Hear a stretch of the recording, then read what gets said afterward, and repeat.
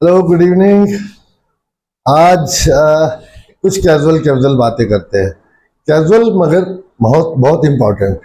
सबसे पहले हमेशा की तरह मॉनिटरिंग, अपनी शुगर टेस्ट करने में, ग्लूकोमीटर यूज़ करने में जरा भी नहीं हिचकिचाना आपको। बहुत जल्द चेक करनी है आपको।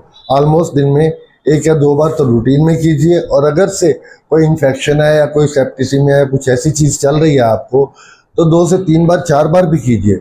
बल्कि अगर आप टाइप 1 डायबिटिक हैं तो और फ्रीक्वेंटली कीजिए।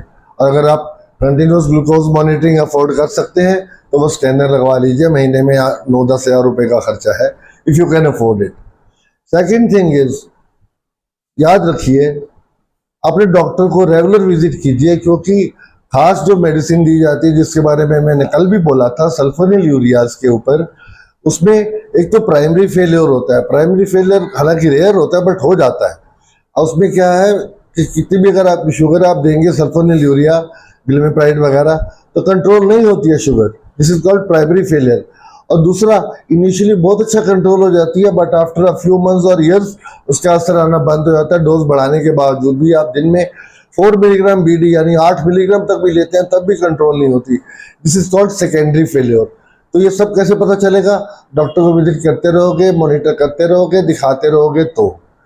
तीसरा वेरी इंपॉर्टेंट अगेन बात, वो ये है कि no age is exempt from diabetes. कोई भी उम्र आपको डायबिटीज से नहीं छुड़ाती। किसी भी एज में कभी भी किसी को हो सकती है। लास्ट वीक मैंने एक लड़की को डायग्नोज किया। शी इज जस्ट 14 ईयर्स, 14 साल की लड़की। उसे बार बार पीठ पर बॉयल्स हो जाते थे, और वो जब एंटीबायोटिक ट्रीटमेंट लेती थी बाकी डॉक्टर से, या एंटीसेप्टिक सोप्स या एंटीसेप्टिक बॉडी वॉश यूज करती थी, तो कुछ अर्से के लिए सेटल होके हफ्ते 10 दिन 15 दिन बाद दोबारा होने शुरू हो जाते थे। When she came to me, I got investigated. पूरा इन्वेस्टिगेट कराया मैंने उसका, सीबीसी वगैरह, थायराइड तक कराया, और उसका मैंने रैंडम ब्लड शुगर कराई। And you will not believe it, it was 360 at that time. Then I went in for HbA1c, क्योंकि एक रीडिंग के ऊपर कभी भी ट्रस्ट रिलाई नहीं करना चाहिए। किसी की भी एक रीडिंग डायबिटीज पॉजिटिव देख के आप उसे डायबिटिक डिक्लेयर नहीं कर सकते। तो दोबारा जब HbA1c कराया मैंने, तो उसका 9.2 आया। तो शी वॉज टाइप 1 डायबिटिक।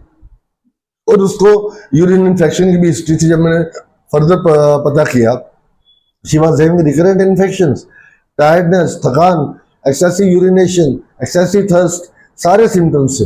तो उसको डायग्नोज टाइमली करके हमने स्टार्ट करना ट्रीटमेंट उसको शुरू किया। Now the sugars are also controlled and the infection also is very much under control. So please do not ignore monitoring.